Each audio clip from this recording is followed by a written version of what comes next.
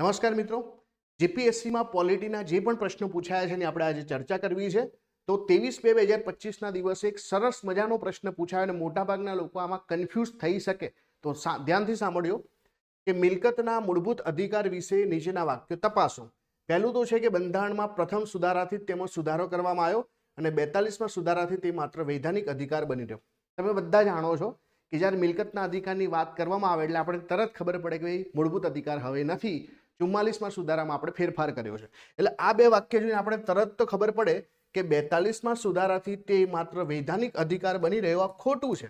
કેમ કે આ એકચ્યુઅલી 44માં સુધારામાં થયું, 1978માં કે આપણો જે આર્ટિકલ 31 છે એને મૂળભૂત અધિકાર તરીકે રિમૂવ કરી અને આપણે જે છે એને બંધારણની અંદર જ આર્ટિકલ 300A અંતર્ગત મૂકી આવ્યા છે. એટલે કે વૈધાનિક અધિકાર બન્યો છે, બરાબર છે, પણ 42માં સુધારામાં નહીં, 44માં સુધારામાં, એટલે બીજું ખોટું છે. હવે પહેલા વાક્યમાં જોઈએ તો બંધારણના પ્રથમ સુધારાથી જ તેમાં સુધારો કરવામાં આવ્યો.